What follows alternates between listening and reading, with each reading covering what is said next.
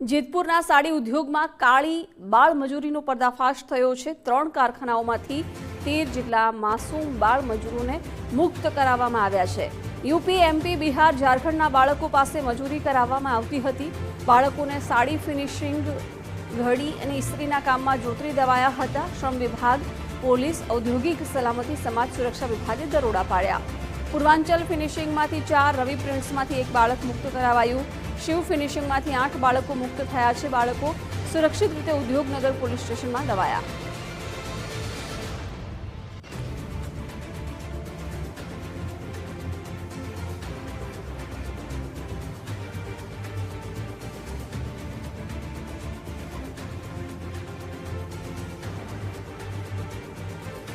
જેટલા માસૂમ બાળ મજૂરોને મુક્ત કરાવવામાં આવ્યા છે।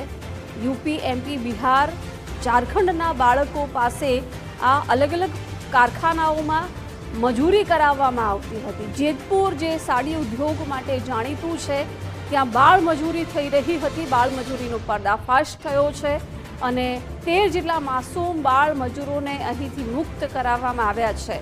અલગ અલગ રાજ્યોના આ બાળકો હતા જેમને કામ પર રાખવામાં આવ્યા હતા। યુપી, એમપી, બિહાર અને ઝારખંડના બાળકો હોવાનું ખુલ્યું છે। બાળકોને સાડી ફિનિશિંગ અને ઇસ્ત્રીના કામમાં જોતરી દેવામાં આવ્યા હતા। જો કે શ્રમ વિભાગ, પોલીસ અને ઔદ્યોગિક સલામતી, સમાજ સુરક્ષા વિભાગે દરોડા પાડ્યા છે અને આ બાળકોને અહીંથી મુક્ત કરાવવામાં આવ્યા છે। પૂર્વાંચલ ફિનિશિંગમાંથી 4, રવિ પ્રિન્ટ્સમાંથી 1 બાળકને મુક્ત કરાયું છે। શિવ ફિનિશિંગમાંથી 8 જેટલા બાળકોને મુક્ત કરાવવામાં આવ્યા છે। બાળકોને સુરક્ષિત રીતે ઉદ્યોગનગર પોલીસ સ્ટેશનમાં લવાયા છે। જેતપુરમાં સાડી ઉદ્યોગના અલગ અલગ કારખાનાઓમાં બાળ મજૂરી કરાવવામાં આવી રહી હતી, જો કે બાળકોને મુક્ત કરાવવામાં આવ્યા છે।